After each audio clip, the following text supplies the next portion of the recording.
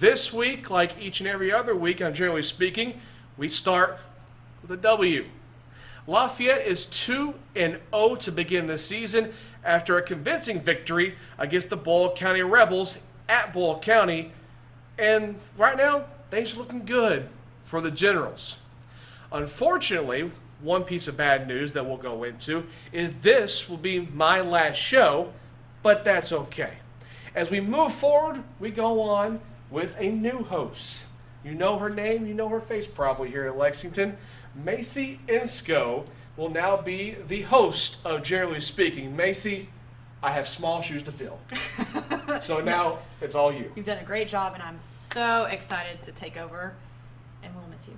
Thank you. But for today's show, we're going to be joined by a couple different guests. I'll have the opportunity to sit down with offensive coordinator Alex Matthews. We'll hear from Darwin Flores and Walker Wood. And then I'm going to take you back in time, just like we do every week. This week in the hot seat, we have Jeff Hendren. He's going to talk about general football back in the mid-'70s to late '70s.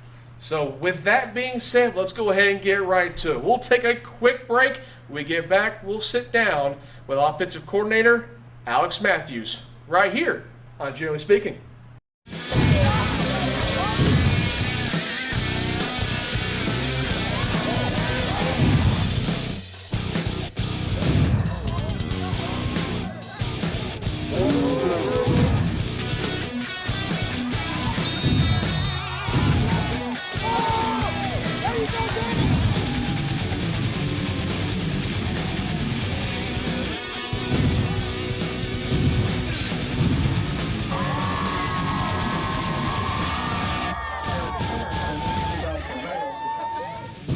Welcome to Lafayette Football, brought to you by Mingy Beef Jerky, SDG Blue, Dave Redden Photography, and Fayette County Schoolsports.com.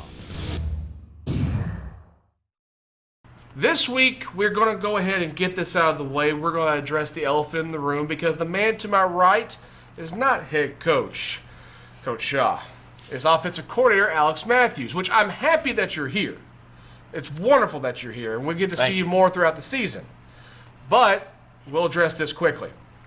Due to the situation between Lafayette and Dunbar a little over a week ago, Coach Shaw was suspended for the Lafayette Generals win over Boyle County Rebels for this trophy.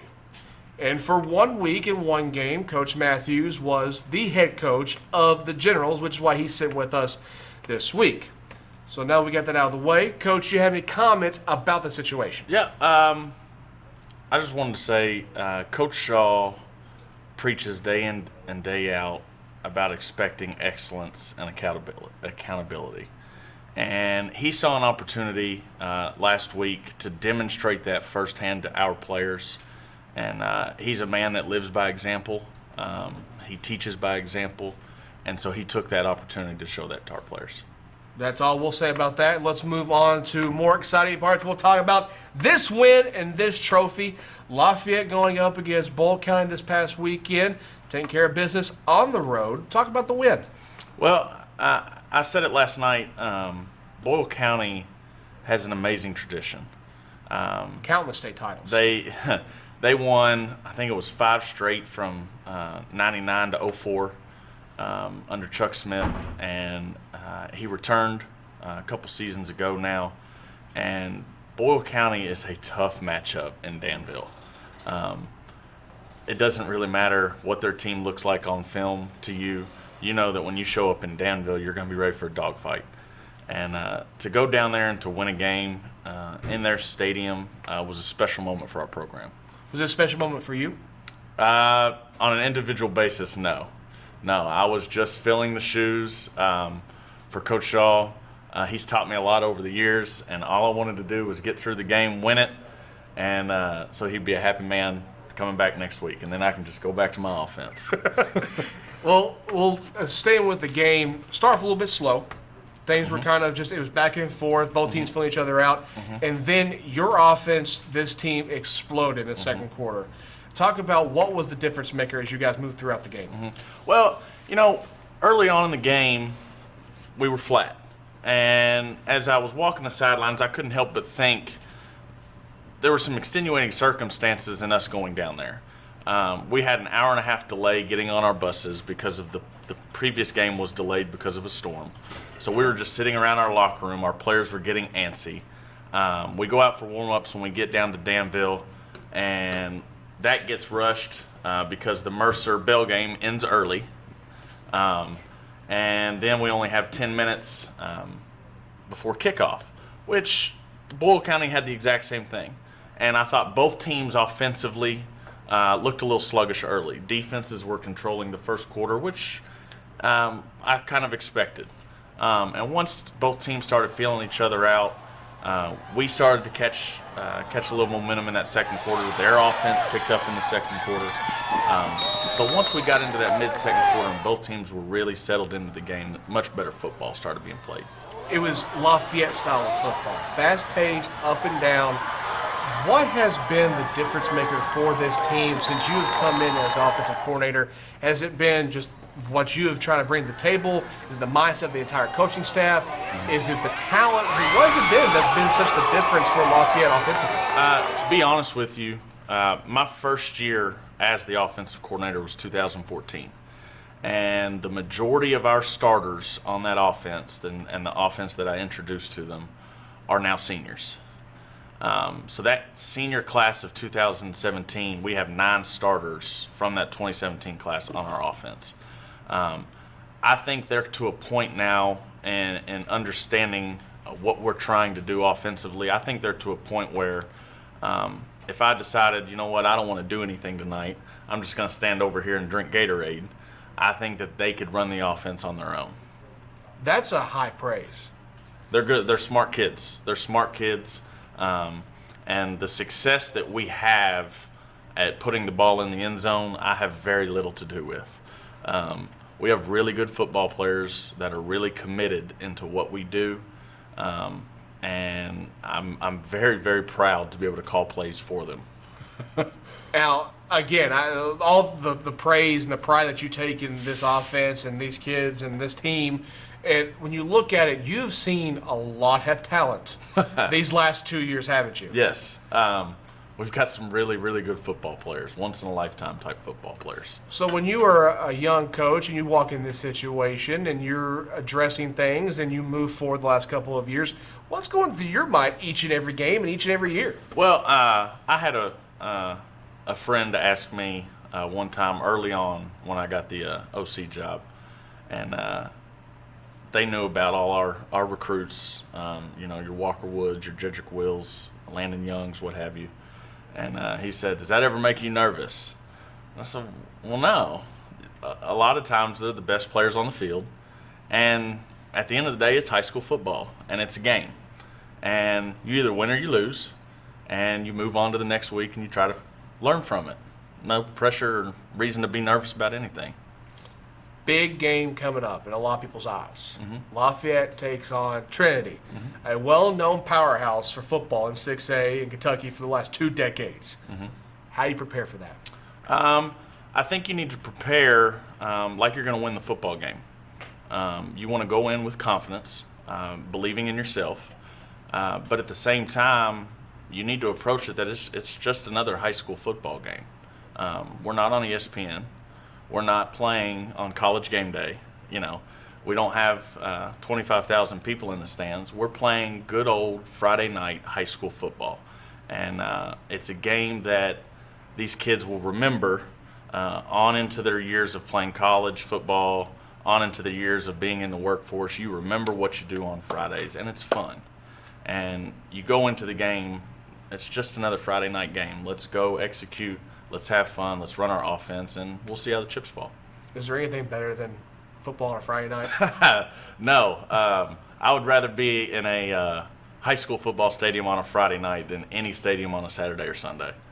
He's offensive coordinator, and even though his last name, same as mine, has 2 T's, real recognizes real when it comes to this offensive coordinator. Alex Matthews here on Generally Speaking. We come back, you'll see a couple players, and we'll get a blast from the past right here on Generally Speaking. You're watching Generally Speaking, brought to you by Mingy Beef Jerky SDG Blue, Dave Redden Photography, and Fayette County Schoolsports.com. You've heard from Coach, but now we're being joined like we are every week from one of our players from here on Lafayette, on Generally Speaking. This week I'm being joined by Darwin Flores. Darwin, thank you for sitting down. Appreciate you having me. A pleasure, my friend. Now, this is something that we try to do each and every week. We try to sit down with one or two players and kind of more or less pick their brain. More off the field than on the field. Right. But let's talk about on the field first. You guys are 2-0. I got to imagine you're feeling pretty good. Yes, sir. What has gone on the last two games to kind of put you in a position to where you started off strongly with 2 wins? I feel like it's not really about the season now. It's what we put into the summer that is now showing off here in the season. We worked our butts off all summer, and you can clearly see we have results. And, our players are showing out, and they're doing what they have to do in order to win games. We haven't really showed our full potential yet, but it's coming. I can see it. We have really good players, a very deep depth chart, and we're looking for that ring this year. Well, the off season. You talk about putting the time, putting the work. What happens in the Lafayette football program during the off season? How's that go? It's the funnest time of the year to be a football player, to be honest, for Lafayette. Practices are at 7 or 8, and we're here from there to 11. We just work our butts off, lifting, on the field. Of course, having fun all the time with the coaches and with our friends and teammates. It's fun. Nothing beats it. So tell me, when the off season is over and you start getting to 2-a-days, does fun turn into agony? It's still fun. We might be tired for the second practice, but it's always, hey, we're coming to work. This is our job. It's school and this is all we look forward to, basically. So, other part of your job, being a student athlete, part of being a student. Right. Tell me about school life. How's everything treating you so far in your senior year? Lafayette's great. I've loved it since my freshman year. I'll love it after I leave here. It's the best 3 years right now, but I'm surely my 4th year will be as great as my past 3 years. What's a subject that gets your attention? And you can't say lunch. You can't say gym. Right. And PE counts too. Right. I like English. The teachers I've had, I thank them for teaching me, of course, but it's been really great. When your time at Lafayette is done, I ask this question each and every week, and there's a reason why I ask it. What do you plan on doing when you're done here? So far I'm undecided. Just trying to enjoy every day, day by day. Just, So no idea where you want to go to school at, or if you want to go in the work field? I want to stay in Kentucky for college, most likely. Mom, family stuff for that reason. But yeah, I will be attending college for sure. Okay. So being undecided, what is it kind of in your mind when it talks about college? You talk about staying in Kentucky.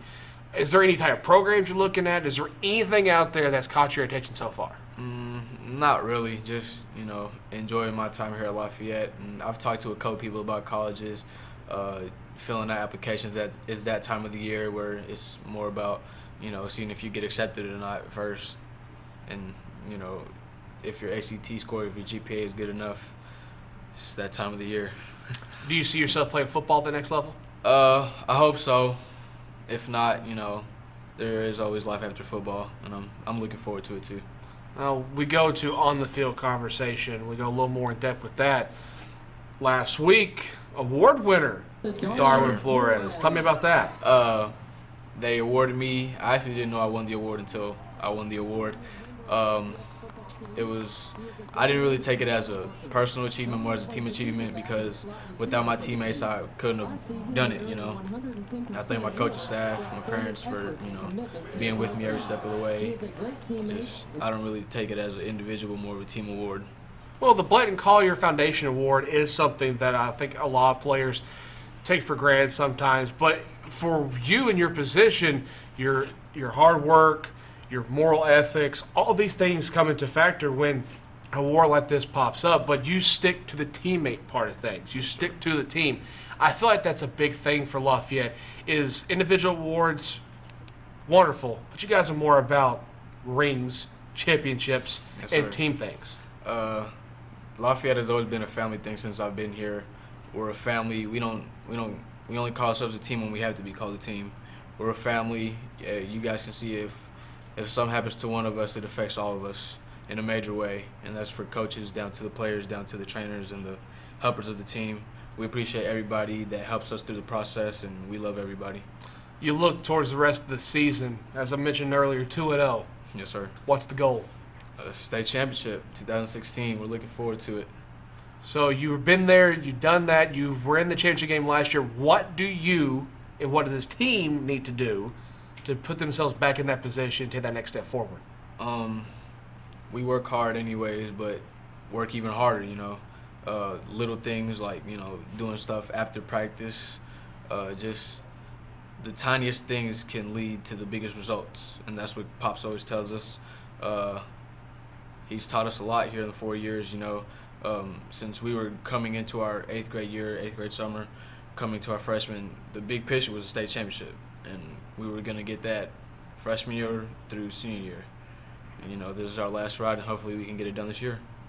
Goals are set high for this Lafayette team, and Darwin, he speaks highly of his team and speaks highly of the goals that they've set for themselves.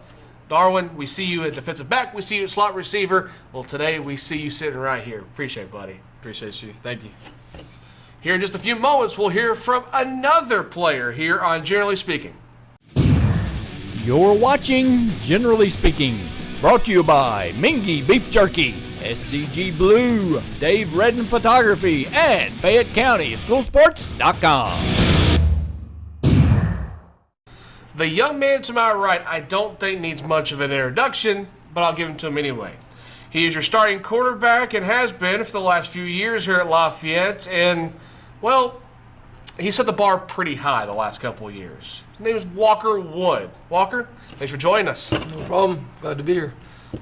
There's so many different things that you and I can sit down here and talk about, but let's start with the most important. This year and this year's team. Do you see yourself, with the way things are, as a leader of this team at the current moment? Yes, sir. I'd like to see it like that. But overall, we're just a high-energy team, and we have a bunch of leaders, from the O-line to the receivers to defense side of the ball, and I think that's a good thing. It's every win, everything we do is it's really a collective win, and we all put something in, and that's what makes us us. Why is that? Do you think that's just the way you guys grew up? Is it the way you've been taught from this coaching staff? Why is that? I think it's definitely the coaching staff. Coming here, like Darwin said earlier, from day one, freshman year, that's just always how it's been. We preach family, hard work, and being together. So this really is a family, and that's how we treat it every day. Now, I'm going to go into this topic. It's, for whatever reason, it's controversial, but everybody on the message board seems to want to flirt with this. Is they say Lafayette is not disciplined. Is that true? I don't think so, but I don't pay much attention to it. And As you shouldn't. I'm not really worried about it. We're going to come here every week, and we're going to do the best we can, and we're going to try to be as disciplined as we can, but what other people say is not a big deal to us. So when you are the position that you're in, that there has been a spotlight on you the last couple of years. The number one reason is because of Kentucky and your commitment to Kentucky, or verbal commit to Kentucky. Now, when you have that spotlight on you, that automatically puts a spotlight on the program. How do you and how does this team take that? In reality, I think we handle it very well. I mean, actually, I don't think we handle it all because we don't pay much attention to it. I mean, all these guys, my friends and stuff, they've been knowing me since we're little. It's being a UK commit or anything like that is not a big deal to us. It's the same routine every day. We're not going to talk about me going to UK or anyone else on this team going anywhere. It's no matter. We're just enjoying high school and having a good time together. Does that add to the excitement, though, is when you have a spotlight on you? I think it's cool, but it's not really just a spotlight on me. It brings attention to the program, like you said, which gets other players out there, and that's the most exciting thing for me. And I think other players on this team that have been highly recruited, because it's a chance for us to not only help out ourselves, but help out our brothers. Now, on the reversal side of this is when you do have that spotlight on you for a long period of time, and I'm not just talking to you, I'm talking about the team, the program in general. After a while, I get used to it. Do you think that this team has gotten so used to it that's why you guys have that mindset? If it doesn't matter because you are used to it, and that's why you're playing better? I think it helps because, I mean, as like my senior class, as freshmen, we came in and we have players like Kylan Nelson, who's at Ohio now, and Lucky Jackson, who's at Western Kentucky, and Landon Young, who had been highly recruited since 8th grade. So, I mean, we came into that thing where the program had some spotlight on it, and it's grown a little over the past 3 to 4 years, but I think we're rolling with it. Now we look at on the field. We look at what you've been doing the last couple of years. You have a very exciting style to watch at quarterback and on the field. Is that something that that you have that natural ability and that's how you play, or is that just kind of how the game has changed over the last few years and you've adjusted to that? I think one of the biggest things for me is just coming in freshman year and working with Coach Matthews. He's by far one of the best coaches I've ever had, and off and on the field, and he really gets me together mentally, physically, and all that. We go out and we work a lot, and I think God has blessed me with some great abilities, and I try to use those to the best of my advantage. But without the guys up front, my O-line, and my coach in general, there's nothing happening. Now, there are people that may be watching this that may not have seen you play, or maybe this is the first time that they've come across Lafayette and your style. Many people compare your style to Johnny Manziel, how you're able to make plays with your feet as well as your arm. Is that an accurate depiction? I guess it's just how you look at it. I guess you could say so. I mean, I love watching him play. He's an exciting player, but I don't really focus on trying to play like him or anything like that. I do what I'm taught here from my coach, and we just try to win ball games. Last couple of questions for you is you look at what this team could do this year and what the team did last year. You went the state title game and things did not work out the way you wanted them to. Did that motivate you and your teammates more to get back in that situation and to be able to take on the situation? I think it gives us a little extra edge, but say we go down there and we win the game too. I think we come back the next summer and this year with the same mentality. It doesn't matter if we got beat in the first round either. I think it would have been the same thing, and I mean that's the goal. That's been the goal from the beginning. So we're excited that we're finally in the season and everything's rolling, and we just got to keep working hard. He's Walker Wood. You've heard his name. Now you've heard from him and his role in this team and where this team could be heading. This is Generally Speaking. We come back. We go down the road to look at our past Lafayette Generals right here on Generally Speaking. You're watching Generally Speaking, brought to you by Mingy Beef Jerky, SDG Blue, Dave Redden Photography, and Fayette County Schoolsports.com. Welcome back to Generally Speaking. We are going to end it, just like we always do, with your blast from the past. I am joined by Jeff Hendren. Jeff, it's nice to have you here on the show. Talk to me a little bit about when you played here for the Lafayette football program. Tell us a little bit what it was like. Well, it certainly wasn't like it is today. We had painted helmets that were, I think sometimes they painted them before the games, kind of like the scenes out of Rudy, where they painted the helmets gold. We had some blue pants and the old gray face mask, and we surely didn't have a locker room that had a gym like that. We had a old universal gym set in a closet down the hallway here, so not too many of us worked out, but if we couldn't work out here, we worked out at some other gym somewhere, so there wasn't a whole lot of muscle building here. So luckily we were just guys that were all fortunate to be athletic and strong, but not a lot of weights. That's all right. That's all right. Now, 1975 to 78. 78. Okay. What was the program like then as far as players, other names that people might recognize, who you played alongside of? David Delaney probably got most of the ink back in those days. My sophomore year, we had lost the first 5 games, and it was looking pretty bleak for the season, and our quarterback quit. And so David Delaney was the backup. He came in and started just immediately throwing touchdown bombs, and a lot of other players started to play. That 6 games when I started actually getting some playing time, and things turned around. We ended up winning the city, and I think we came by a game from going to the state championship. Then we always had a good team. We had a good team the second my junior year and my senior year. So we always had won at least 9 games or so. So we had some good teams. Now, and maybe it's just myself that doesn't know all about this. I mean, you just referred to winning the city. So, I guess at that time, was there more of, Lexington City rival among the schools? Yes. Tate's Creek was our biggest rival. Probably my best memories. I think out of the 3 years I was here, we played them 5 times and beat them 3 times. Once on their home field, like 21-0. So that was a good night. That was probably my best memories, was playing Tate's Creek. Any, funny story that you can think of that you can share that? I had so many things I wanted to talk about. Funny stuff. I know that we had a big rivalry with Owensboro teams, because they had 3 city teams down there, and we used to beat them up, and they hated us. So every time we would go there, their students would throw rocks at us and all kinds of stuff. It was Oh, wow. Yeah, it was quite the scene back in those days. Yeah. Throwing rocks. Yes. Good size rocks? Yeah, at the bus mainly, or maybe at us on the way to the bus. But yeah, so that's about really probably the biggest thing I remember. Like I said, though, was probably just the weight room. That we did not have anything like that.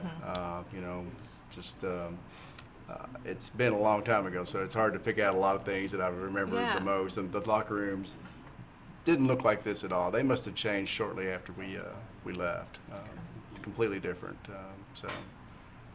And you brought in your Letterman jacket. That has made it to today. It's been hanging in the closet for a while. It's actually been cleaned. It doesn't look like it, but I have managed to save that. Yeah, you're district champs, 1975. Yes. I think there were some other patches that probably did not make it onto the jacket. Still though, good thing to keep and good thing to have. Now, do you get to? Are you still following the program here, and especially the success this team's seeing? A little bit. It's more lately. I do know who Walker is. I used to do some work for his grandfather, and I know his mother pretty well. So, but I've not met him actually. But I have followed in the last 2 years for sure. And kids and life get in the way, so you're not really paying attention to the high school sports. I'm kind of more of a pro sport guy. But now that Lafayette's starting to look really good again, and I've got more time, I've been following More. So definitely, I guess you have to be happy with the direction the program's gone under Coach Shaw there. Yes. So things are looking up here. Perfect. Anything else that you would like to add or touch on? Oh. While you're in the spotlight here, The stadium is great. The artificial turf, everything about that is nice. I have been to a couple of games. I came to one last year. And my daughter, she cheers for Lexington Catholic. So I have been going to more football games, high school, but I need to get back to Lafayette. And I wish I had a nephew or somebody that played here. That would really help a lot. But so do plan on coming back to see more games. Perfect. Well, thank you so much for All joining right, us. thank We you. appreciate it. All right. That will do it for this episode of Generally Speaking. We'll see you back next week. You're watching Generally Speaking, brought to you by Mingy Beef Jerky, SDG Blue, Dave Redden Photography, and Fayette County SchoolSports.com.